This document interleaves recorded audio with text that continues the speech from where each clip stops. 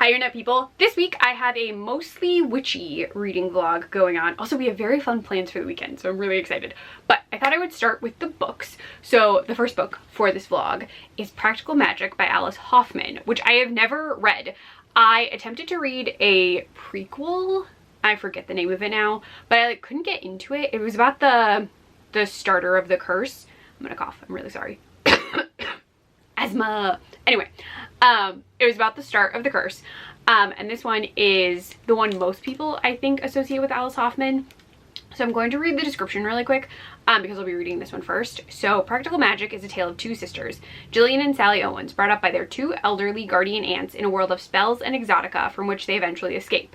One by running away, the other by marrying, but which never escapes from them. Many years go by before strange circumstances thrust them together again. And again, they're in a world that blends the mundane and the mysterious, the familiar and the fantastic, the normal and the numinous. Ooh, that's a weird word. Numinous? I've never heard that word before. Anyway, 3 generations of Owens women are then united in an experience of unexpected insight and revelation, teaching all of them that the perceptions provided by what is called the magical are rare and wonderful and, continued on backflap, and to be sure, practical endowments. I'm not going to read the rest of it. I really wish I could remember the one that I attempted to read, but it's fine. I'm really excited to read this. I will say, even though the actor strike is still going on, I do watch Practical Magic every year. So I've always wanted to read the book, and last year I could swear my library just didn't have a copy, or their copy was missing. So they either got a new copy or whoever borrowed it, like, I may have just caught it at a good time, because I swear I tried to find this book last year and could not anywhere, because I didn't want to buy it. I just wanted to read it because the prequel just didn't work for me. And so I'm very curious. I'm very excited. This is going to be the first one. And then the next one is by an author I really, really like, Jennifer Dugan, who also did, oh gosh, Last Girls Standing, which I listened to on audio and was so good. It's like slasher style. It was really good, so you should definitely listen to that or check out that video. You can do both. But I'm going to talk about this book. I'm going to give you the summary of this one too, just in case I flip in and out of reading it and Practical Magic, because it is a graphic novel, so it's not going to take me very long to read. So MZ has always lived in sunny California. She'd much rather spend her days surfing with her friends or hanging out with her girlfriend than honing her ability as a fire elemental. When members of her family's coven back east are murdered under mysterious circumstances that can only be the result of powerful witchcraft, her family must suddenly return to upstate New York. Hey, that's where I am. MZ needs to quickly master her neglected craft, and she soon discovers that when united with her coven, she is stronger than she ever could have imagined. Eager to find the killers before they strike again, MZ and her new friends begin to dabble in spells beyond their control. I'm going to stop there because there's more, but I don't want to give too much away. So I'm going to be reading this one. And the one that's not particularly witchy is Hide, but the graphic novel. So this is odd. I do still sometimes get emails from publishing companies because I used to do book reviews for a website, and I got an email about this one, but I haven't written a review for that site in so long that I did not request it. I was like, no, you don't mean to send this to me. But I was intrigued because I've heard mixed reviews on Hide, and I'm curious to know if it's really good as a graphic novel, if it works, if it doesn't. I'm just intrigued because I really want to read Mr. Magic, so I thought this would be a good way for me to read Hide. And if I really like the graphic novel, I can always go back and read the actual book. But I'm very excited. I also did not pay for this, but not because I got it from an email. Ages ago, I got a free gift card to Midtown Comics, the like big comic book store in New York City, and they have a website and you can order online, and this was in their online store, so I was able to use my gift card and get it for free, which was very exciting. So this, actually Coven is also from that same like free gift card moment. So I didn't pay for any of the books in this vlog, which is so exciting to me. But that is the reading for this week. I'm also very excited because we're going to see one of my favorite shows ever. I have never seen Sweeney Todd, the musical, in person. I have seen the movie, and I've also seen the recorded version of Angela Lansbury in the role of Mrs. Lovett. I've seen that version, but a community theater is doing it about an hour from where we live, and so we're going on Sunday, and I am so freaking excited to see it performed.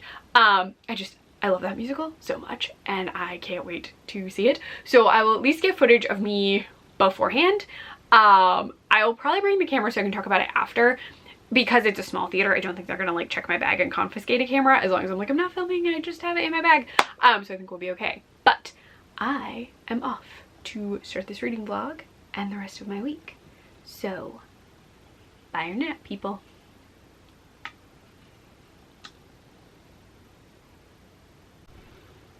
Hello, this is a very quick update from my office because I have to go back down and continue cooking dinner. The lighting is super goofy. Let's see if it'll be less goofy over here, or will I just be in darkness? Okay, it's a little better over here. So I'm cooking dinner, but I did want to say I am 60-ish pages into Practical Magic, and it is way different than the movie.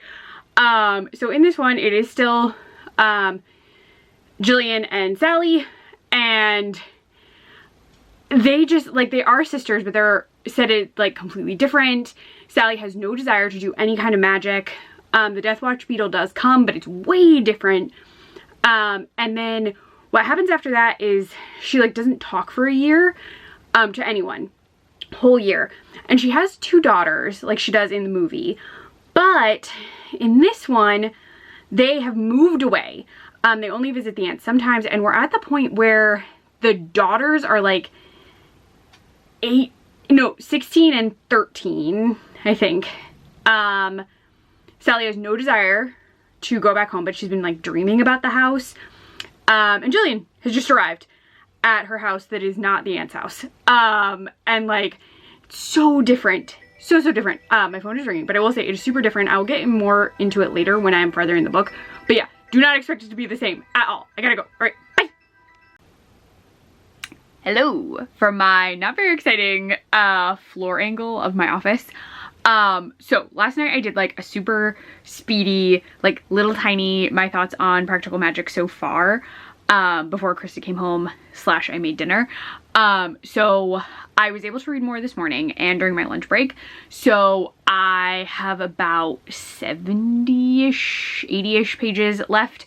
So I thought I would give you more like coherent thoughts. So again, very different from the movie. Sally frequently falls into these like fits of depression.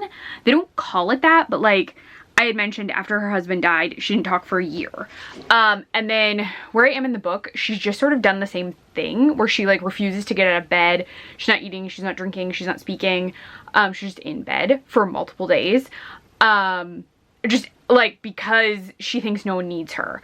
So like it's just sort of this like overwhelming like desire to be needed, which seems like it's been an ongoing aspect of her life, because she and Jillian are orphans, and when she was with the aunts, she like wanted to make sure she was being useful, she was helping, she was doing all these things.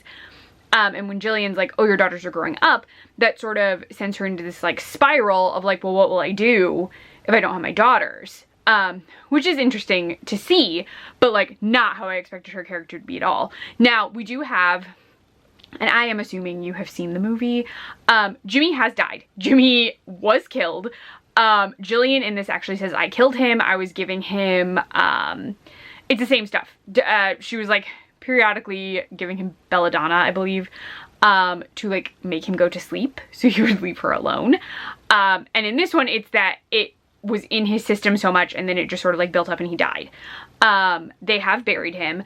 In this case where they bury him, there are lilacs that keep growing and growing and growing and growing, and Sally eventually cuts them down like she does the roses that grow in the movie. There are toads, and the daughter, Kylie, can see him. So she sees his spirit. She has not seen him recently, but a frog just coughed up the ring for her. So Kylie in this one has like power, like actively mentioned power. She can see auras, she can feel people's feelings, and now that she's 13, it's awful. It's like overwhelming for her. Antonia has hit a point in her life where she's decided that she was at a certain point like just trying to like get boys. Like she had this like whole like, she just wanted to be sort of beloved, sort of in the way that Jillian is, where it's like traffic accidents happen, boys stop doing anything else just to stare at her. She's at this point where, because Kylie has hit 13, Jillian helped her dye her hair, she's now sort of looking like Maria, their ancestor, and Jillian. So she has this very like beautiful countenance to her. And Antonia has just kind of like, she was super, super jealous, and now she's just like, meh, whatever. I like this guy who comes by the ice cream shop. I'm just gonna focus on him and going to the ice cream shop and not really caring about any of the rest of you because I don't care anymore. Something has just happened that has sort of repaired the sisters' relationship, which is an awful thing to happen to a young girl. Kylie is 13, but they say she could pass for much older because she is so tall, she's so waifish, but it is an awful event. Nothing physically happens to Kylie, but it is still something truly awful that she has to experience, and she is so young, so it's just devastating. But Antonia is there for her. Because we're so near the end of the book, I'm wondering if the aunts are going to show up. They have not since the very beginning. Once Sally leaves, we have not seen them. They've been mentioned. No, none of them. We haven't seen them at all. Nothing. Jillian has vaguely mentioned them, but like she doesn't want to go see them. None of them have wanted to, but the aunts did send a portrait of Maria to Kylie, which is very interesting. We got a little interlude about Maria, their ancestor who like started the Owens, like all the women have gray eyes, they could have powers, that kind of thing. So it has been very interesting to see how different this is. It's a completely separate entity, really, except for the names, the fact that Jimmy is dead, there are bullfrogs and some flowers are growing wild, because we're not at the aunt's house even. We are in a completely different place. It's just very different. I am enjoying it. It's just so different that like I did not even fathom how different it would be. They all have very different personalities. Everyone is older. So it's just very different. Again, am enjoying it. Would probably read another thing from her again. I just don't know if I want to try the prequel again. Maybe I'll try the one that comes after this or something at a later date. We shall see. I will fill you in on my thoughts when I get to the very end. But I just thought I would fill you in since I gave such a like very abrupt sort of recap thoughts. But I will be back to give you my thoughts on the ending when I get there. All right. Bye for now, internet people. Hello. From a sort of goofy corner of my office, I want you to be able to see my very like witchy decor behind me, including this very cool candle that has like actual like witch imagery, because I recognize it. I used to do research on like witch trials, witch related historical things from like ancient times, not super ancient, but you know, and a lot of those images look exactly like the images that you would see in historically of witches, so I just wanted to show it off. Anyway, I finished Practical Magic. So, I'm gonna hold it up for a sec. By the time I had filmed that recap, the like longer one, I didn't have that much left of the book. And so I was able to finish it last night before we went to bed. And the aunts did show back up. They went to Sally's house. They helped Sally and Jillian. But I'm gonna mention things and try not to be too spoilery. And then I'm gonna like hold up the book for all the points where I talk about spoilers because it's going to happen. So I'm again assuming most people who are interested in this have seen the movie. So we meet Gary Hallett, the investigator. He has shown up and we get the scene where Sally's like, I can't lie to him. I don't know why, but like I don't think I can lie to him. And Jillian's like, you can always lie to people, like just do it. So that scene does happen. But Sally's like, I can't do this. And she has to like go tell him the truth. So this happens around the time they call the aunts, but he has already left town. So like she tells him everything and he's like, okay, I'll have to think about it. And he just leaves and goes back to his farm because he has dogs and horses. Ranch. It's probably a ranch. Anyway, I'm gonna cough. I'm really sorry. Asthma is annoying. But he leaves and then the aunts do show up. And then the aunts get to meet Ben, who is Jillian's boyfriend at this point. Like she's pretty much moved in with him. And he shows up even though she said not to come because the aunts were in town. And he's like, no, I'm showing up. The description of the aunts is different from what I expected. So in the movie, like they're very like big hair. I actually have vague, I had even bigger hair when I woke up this morning and Krista was like, you look like Stockard Channing, which was very funny. But the aunts show up and they say like they have white hair, they have bent backs. They do say that Aunt Jet, whose real name is apparently Bridget, is sort of hennish, but was like the most beautiful of the aunts when she was younger and like just didn't really care that she was beautiful. And then Aunt Frances is tall. So the like tall, slightly shorter that happens in the movie kind of draws from that. And some of their dialogue is similar to how the aunts speak in the movie. So I do think they are inspired by the book. But the ones in the movie are a little bit younger, or appear younger, I think is really what it is. The aunts, also we get some story on like how they were okay taking in the sisters. They didn't expect it, but they did. Ooh, there's a tiny kitten attacking me through this door. Salem really wants to hang out with me, but she can't be in my office because she will destroy things. But she wants to come in, so she's like right by my door. And I can't open the door with where my camera is. You might get to see her if I can, when I'm done. I'll bring her in for a little bit because she's gonna keep attacking the door. Okay, I'm gonna be quick. Ah, there's a kitty paw on my butt. Okay, so the aunts talk about how they like weren't expecting to take them in, but that they loved them and they were more than willing to change their lives, even though Sally never really thought that it was permanent. Like she had always thought that she needed to act a certain way to stay there. But that was not true. The aunts loved them unconditionally and were completely fine changing their lives to take care of them, even though they just never expect to have children. We also learned that the aunts were heartbroken. They had fallen in love with two brothers, and those two brothers died at the exact same time, and they just never loved again. They don't really get into the curse in this one. Like the Death Watch beetle shows up for Sally's like husband at that point in the book. But they're like living with the aunts during all of that, and the aunts try and like stop the beetle, but there's no mention of a curse. They like don't talk about it at all. They just try and get the Death Watch beetle to go away, which is interesting to me. I know that was a bit of a flashback. When we do get the aunts help them get rid of Jimmy. What is interesting is the aunts actually say that Jillian didn't kill him. Because it's nightshade in this, and they're like, yeah, the amount of nightshade you would have given him could have maybe killed a chipmunk. Like, it wouldn't have killed him. So she didn't even kill him. Like, they did all of this, and he just died because he was Jimmy and had horrible life decisions. I'm just like, oh my goodness. But Jimmy did die, but they take care of it. I am going to hold up the book now because I'm going to talk about spoilers. I will put the book down when I'm done talking about spoilers. Again, assuming you've seen the movie, but in this, Jillian never gets possessed. Jimmy never possesses her. They boil the cauldron on the stove and then they just pour it over Jimmy and he's gone. Like it dissolves him. We don't get the scene with the women. It's all also taking place at Sally's house and not the aunt's house. So we don't even have all of that, like the town coming around them and suddenly accepting them. That doesn't happen. None of that happens. I was so shocked. Like none of that happens. It's really more of a like family piece. Like again, they do have like the sisters sort of not being as close, but they're still closer in the movie than they are in this. And then Jillian is like not speaking to the aunts. Sally is not speaking to the aunts until this moment.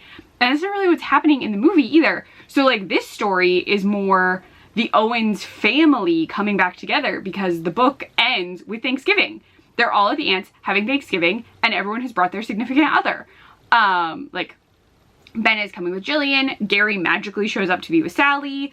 Antonia's boyfriend is coming from college with his roommates, and then Kylie has brought her best friend Gideon, who is like a love interest of sorts. But like that's how it ends. Like it's beautiful that they all got back together, but like I was so shocked that the possession scene didn't happen. I was like, he's not in Jillian? We're just gonna melt his body with a cauldron? What? I was like so not disappointed, but just like shocked that that wasn't in this book. Like, the movie is a more dramatic ending. The book is more like, yes, we're going to help you. Yes, we're getting rid of Jimmy. Jimmy is gone now. And I was like, what?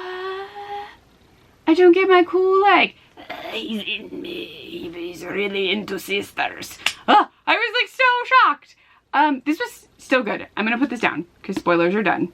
It was still a good book. It reads more literary fiction. There's not really like magic happening. Like, no one's really doing active magic. There's just like the magic of everyday life sort of occurring and like sort of things that you would like that you've heard, like the plant rosemary by your garden gate, blah blah blah blah blah.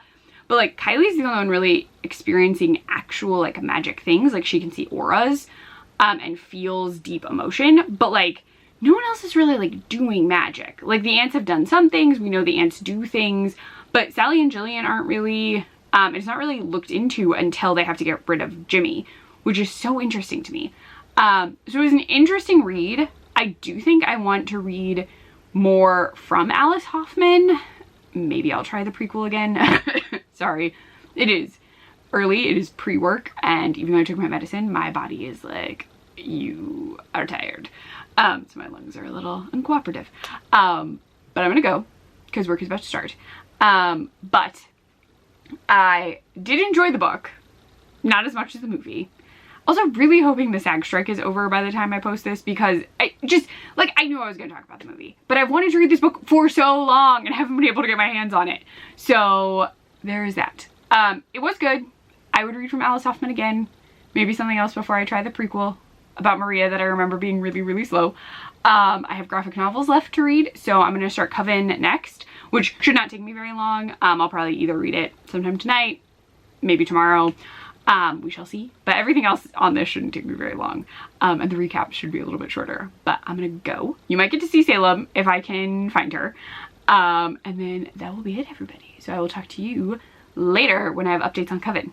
Bye for now, internet people. Hello from my kitchen, where you can probably hear the music we're playing for the dogs.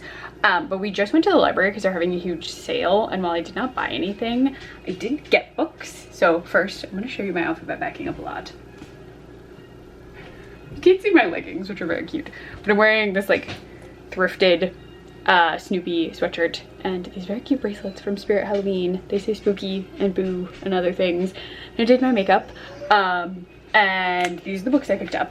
I did start Coven, just to like see how I like the art style and stuff. I really like it so far. It's a graphic novel, so I don't really want to get really into it, but the characters had to go back to upstate New York, which is so funny to me that it's in upstate New York. Anyway, I grabbed You by Carolyn Kepnes, and Misery by Stephen King, and Mexican Gothic. This one was with the Halloween books, like Halloween vibes for October, or like spooky reads for October. And I really wanted to read Misery, and it was literally right next to You, which makes me think they were going for like an obsession kind of thing. So I just grabbed them. I'm gonna start making dinner, so I'm gonna like put my hair up and slightly change my clothes, and then I'm gonna bake. So I might check in with you while I'm baking, and I might be able to read a little while I bake because I'll have to wait for stuff to be done in the oven. So I'm gonna let you go for now, and then I should have a baking / book update by then. All right, bye for now, internet people. Hello, we have had dinner. This lipstick has great staying power, but I made the pumpkin skulls I was talking about. I have not read any of my book. We're watching a movie instead. But I have some on a plate, so I thought, oof, there we go, I'll pop one out so you can see it. The details are kind of there. They're a little better in person, so it's sort of like skull shaped. There we go, that's good lighting. But they are quick bread mix, like a quick pumpkin bread, and then, did not see my face for a sec, and then dark chocolate chips, because Krista really likes dark chocolate. So we put those in there. Salem is investigating, I hear her. I'm guessing you can hear her. Hi, ma'am! She's on the floor. I'm just getting all of those out. And this is the last guy. Some of them got a little big. But yeah, so we have pumpkin skulls. I don't know if we're eating any tonight or not, but I wanted to make them this weekend because I meant to do it a few days ago and didn't, but it's super easy. It's like quick box mix. This time I think I used Pillsbury, but it's like super basic. It's just sort of like add milk, add oil, add eggs, mix, and then I add chocolate chips, and then you just sort of follow the muffin recipe. Since this is, the pan's a little gross because I have spray on it, but it's like a little skull pan, so I just follow the muffin recipe and add some thyme because they're really thick. But yeah, that is it. So those are the little pumpkin skulls. They're cooled. I'm probably gonna wrap the plate that I put them on because there's a bunch of them. Ta-da! I'm probably gonna wrap it in tin foil and just like pop it in the microwave. So I'm gonna like go. I probably won't update you again until tomorrow sometime. We have to be up pretty early, so yeah, I'll do that. But I'm gonna go take off my makeup and change out of my sweatshirt into different PJs because it is toasty in this house because I've had the oven on for a while. All right, so bye for now, internet people. Hello, it is late in the day on Saturday. So I'm super tired. We're just in my office really quick because we're about to go put in a new shower head, and the bathroom is across from my office. Like, it shares a wall, which is interesting to me. Anyway, So we spent most of the day sleeping. So we took all the dogs out in the morning, we went back to bed, we got back up at like 11:15, 11:30, and then Krista's phone has been having a bunch of problems, so we were like, oh, we should go to Verizon because you're not on call, get you a new phone. So we did, and that process took like 3.5 hours. It was a whole thing. So we were at Verizon for most of the day, and while we were at Verizon, I read the rest of Coven, like literally in Verizon, because I'm not, like, I wasn't involved in the process. My phone wasn't doing anything. Like, we were just doing her setup. So I finished Coven.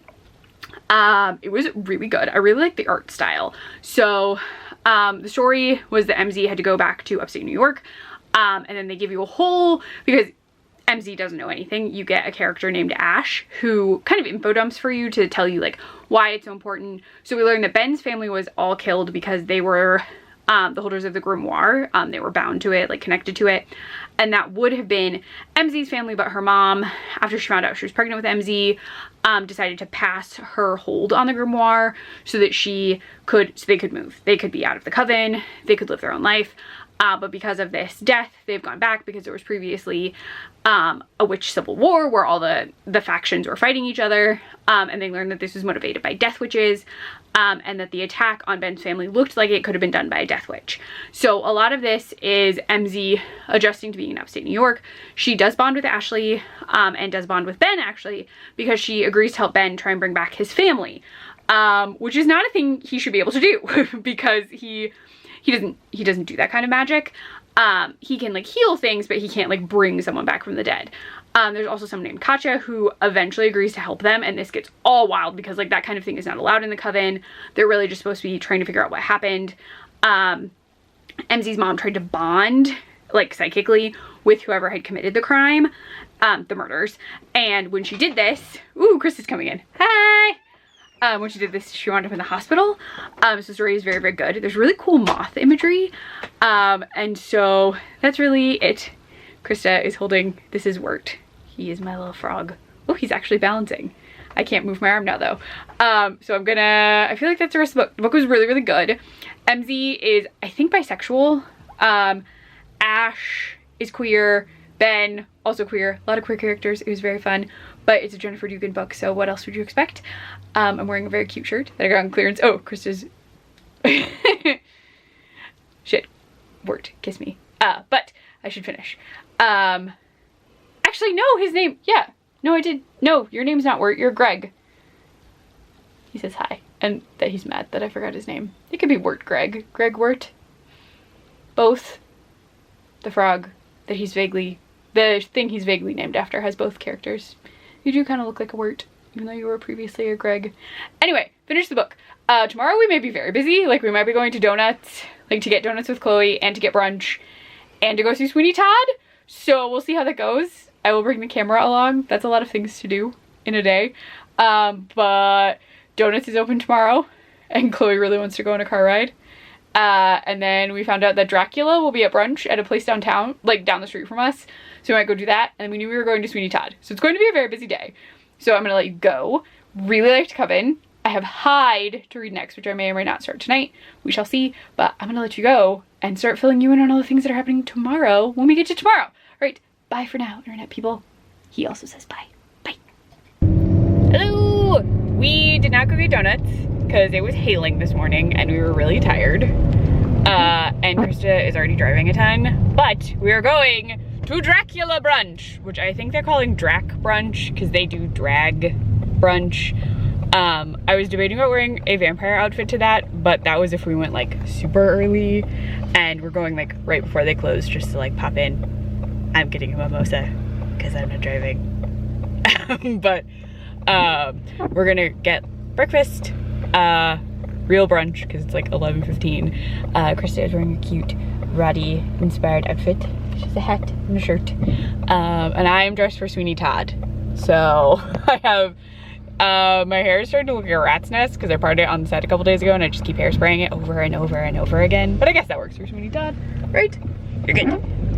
I'm also in charge of that corner. But I'm gonna go. I will get some footage at the brunch, probably of just like us with our foods. And I'm gonna try and get a photo with Dracula because that would be fun. Yeah. But yes, so we're headed out, and I'm wearing the lipstick that doesn't come off when I eat. So woo! All right, talk to you later.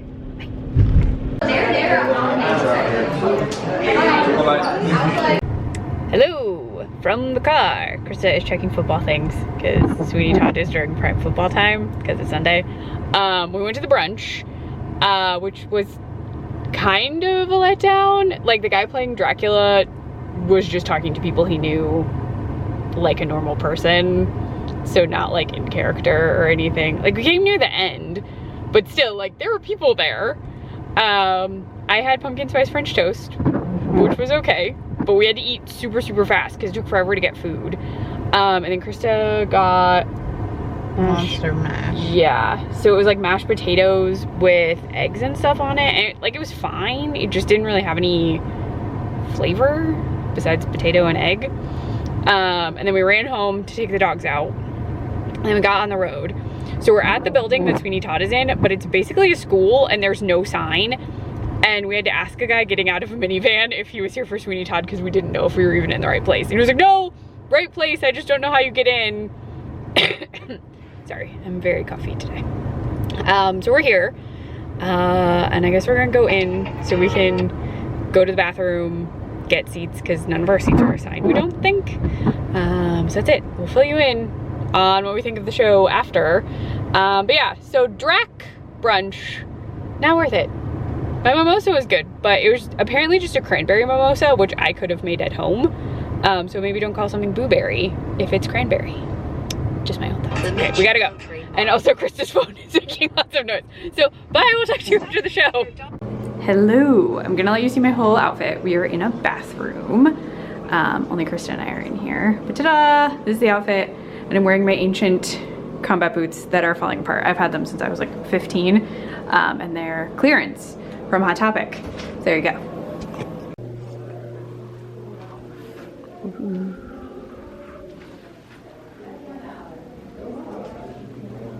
Holy cow.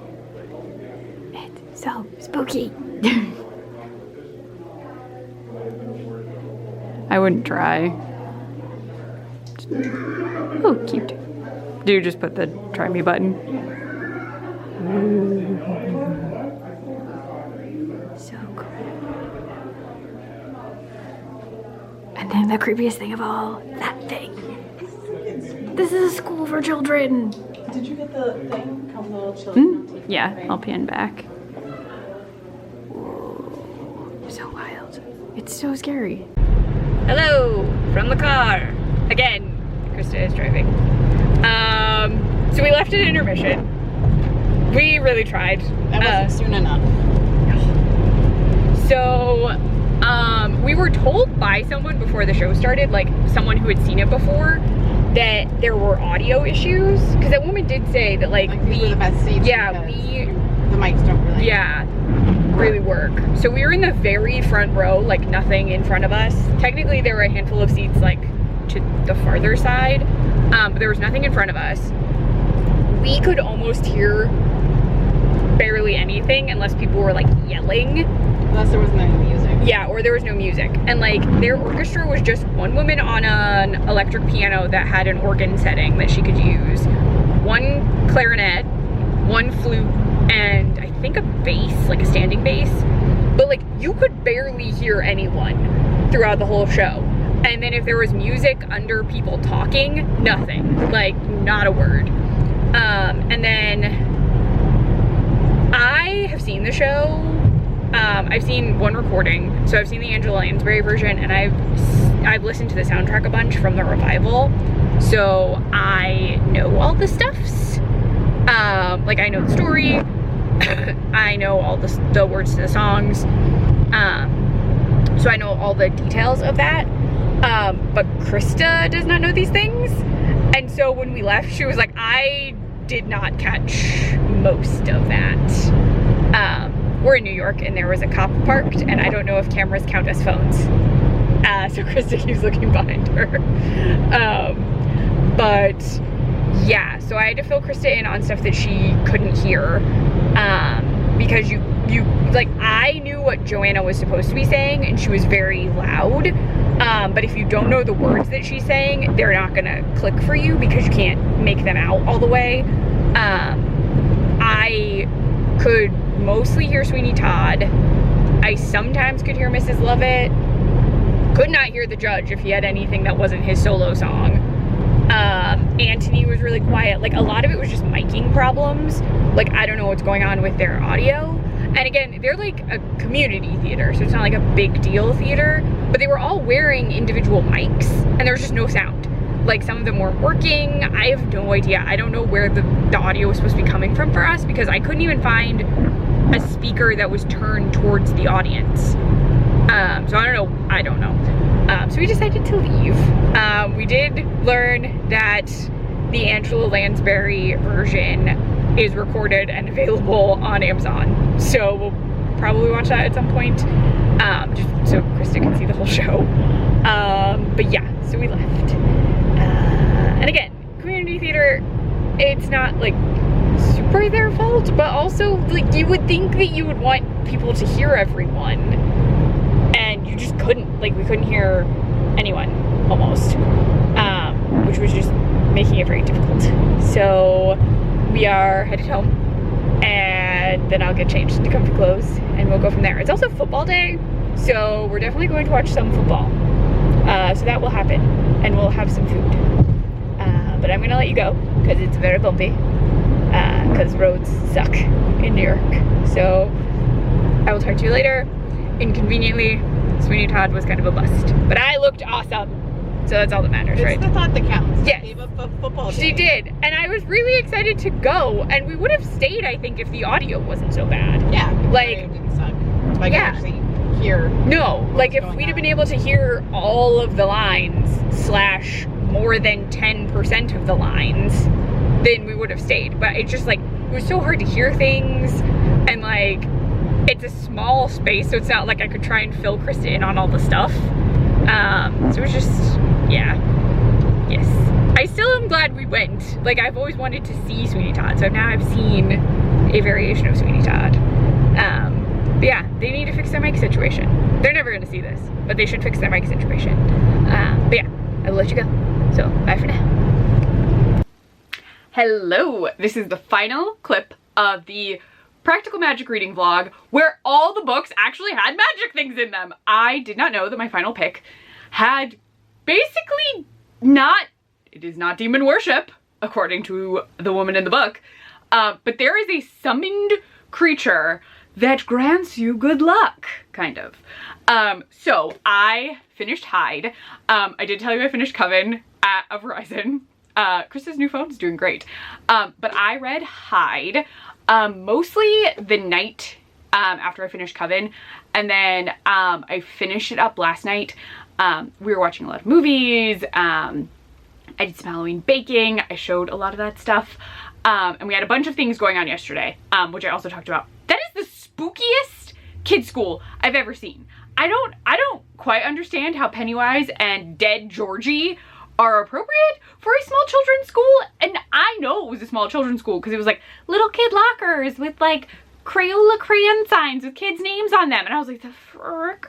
But yeah, so I did finish Hyde. I will get into Hyde so we can finish this up. So this is an adapted version of the original book. So again, I don't know exactly what was removed. They don't get into that. We do meet Mac, we meet Ava, and we have Legrand. Those are the key characters that we wind up with near the end of the book, but we do meet all 14 chosen contestants in this. It's like, I forget what the name of it is, but this hide and seek contest. They're only told that they will win $50,000, which to a 20-something is probably a lot of money. I would like to point out that that would not make them set for life. And if any of them have student loan debt, not gonna do it. I think even one of them mentions, like, this won't even clear my student loan debt.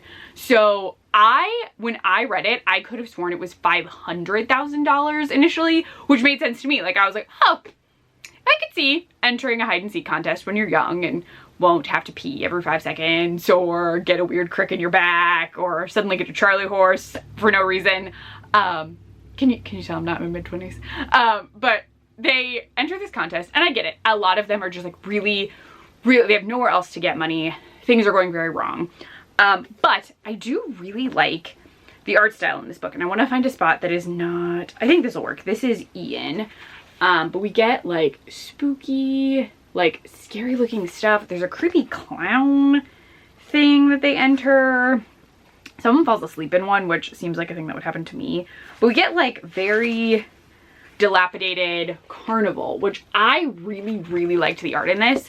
I also like that there are art switches where we get journal pages from, we get one person's journal and we get a diary. But each of them we get to see like actual text on a page. It's like handwritten. I really like that as a touch in a graphic novel when you're going to do a mixed media and you switch to that media instead of having someone explain it to you. We also, because again, it's a graphic novel, while in a book, and I'm guessing this does happen in the book, you might go to a different character's point of view. In this one, you not only get the different point of view, but it's labeled and you have the physical drawn character. So you know exactly who you're with, you know what they look like, you know their name right away. So I really liked that. And again, I'm wondering if some of the reviews for the actual book that I read, if it's just too many points of view, because you get everyone at some point in this book. So I could see that being a problem with a written medium, because 14 people is a lot, plus a couple of people who are not in the contest. But I really enjoyed the graphic novel. It was scary for a graphic novel. It's YA, so not like horrifying. I really liked the monster design. I liked hearing about it. I can see why these people would do this, but also I feel like some of them are just tired of doing it, because we do learn someone has been sent to the contest and she is not even biologically related, which is the whole point. You have to in some way be biologically related to the core families. And if you're not, the monster will not eat you. It also won't eat the dead, so they lose a sacrifice during a certain point. But I had a lot of fun reading this. I loved Ava and Mac, and Legrand was so sweet. He just wanted to save his sister, which was wonderful. And I love that Mac was like, yeah, we're going to save his sister. That's the goal. That's all I care about now. Mac has a hide and seek themed backstory, which is very cool. The art for that is so creepy. They draw her dad in a very ominous, horrifying way, which makes sense because she says like her memory has altered him because those final moments with him were horrific to her. So I really enjoyed it. I love that it was sapphic. So I had a fun time. I do have Mr. Magic, the actual book, which I'm wondering if it's going to get adapted into a graphic novel too, because it's so curious to me that it got adapted so close to the release of the actual book. Not like back to back, but they seem closer than most adaptations like this are. But I have Mr. Magic requested. There was a wait, so I don't know when I will get it, but we shall see. I will let you know. I already have library books that I showed you that I need to start reading, though I think I'm going to start that after Halloween, because today is Monday. It is October 30th. I'm going to need to edit this video after work, because I want it up on Halloween. And then I'm going to be doing a Halloween like day vlog. So you'll get to see a bunch of fun stuff, and I'll probably find some like short thing to read or listen to or something like that. But I did really like all the books from this. Coven was really, really good, and I knew it would be. So these are all fun. I would definitely, if you're interested in Hyde, I would almost say just check this out, because I really liked this adaptation of Hyde. And I don't see how you'd miss much between the adaptation and the actual book, because the whole story I thought was in here. So if you've read the actual one and have read this, if you know the differences, let me know, because I'd be curious. But I just really like this. So anyway, I'm gonna let you go as I start work very soon. But then I get to do fun pre-Halloween things this evening, minus editing the video. So happy almost Halloween, internet people, and I will talk to you later. Bye!